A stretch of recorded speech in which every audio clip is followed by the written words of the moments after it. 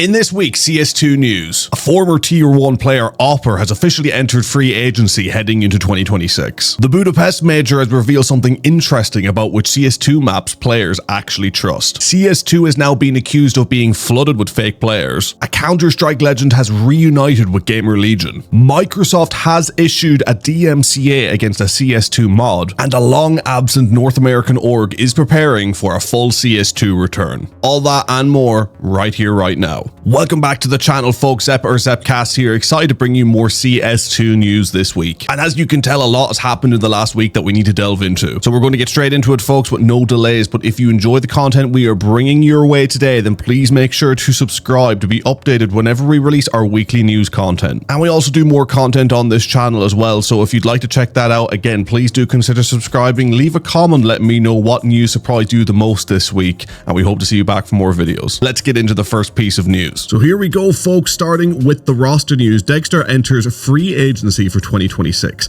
According to Shane the Gamer, Abdul Dexter Gasnoff has officially entered free agency heading into the 2026 CS2 season. Dexter, best known for his time with teams like OG and Spirit, confirmed that he'll be exploring options after his current commitments wrap up. And this isn't a sudden move either. The article has suggested that this has been planned for some time. What makes this interesting is timing. Dexter is still viewed as a high impact Opper, but Tier 1 teams are becoming far more selective about role balance, system fit, and communication. I mean, I gotta say, it feels like a bit of a desperation move more than a calculated reset. If a structured team needs a proven Opper in 2026, Dexter is absolutely still in that conversation. Where do you think Dexter will end up, folks? Make sure to let me know in the comments. So next up, we gotta talk about the most played maps at the Budapest Major 2025. Esports.gg has broken down the most played CS2 maps so far at the Budapest Major 2025, and the results say a lot about the current meta. The data shows that Ancient, Mirage, and Nuke are dominating the map pool, while maps like Vertical and Overpass are being avoided far more often. This lines up with what we're seeing at the top level, teams favoring maps with strong mid-round structure and consistent utility value over gimmick-heavy setups. If you're a ranked or premier player wondering which maps are actually worth learning, this is your answer.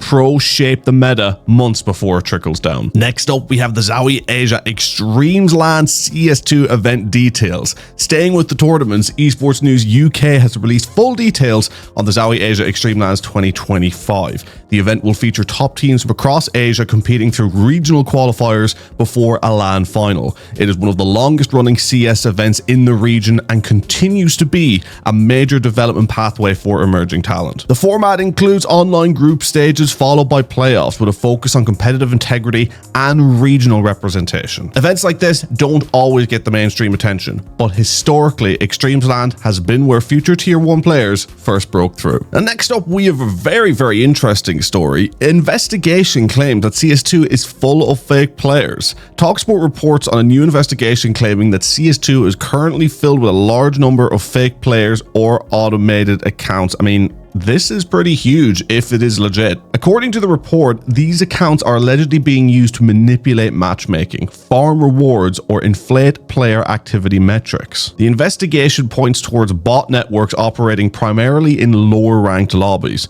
and modes, making it harder for real players to get fair matches. So if you've ever felt like lobbies just don't feel human, this might explain why. Valve hasn't responded yet, but this is the kind of issue that tends to force action once it gains traction.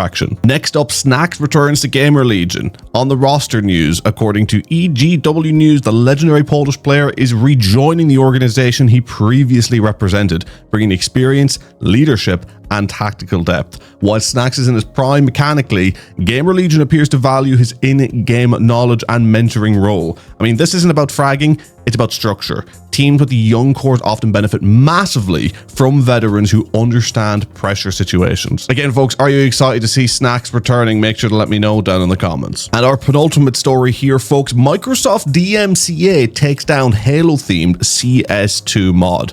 Definitely something that you didn't expect. Windows Central reports that Microsoft has issued a DMCA takedown against a Halo-themed CS2 mod known as Project Misera.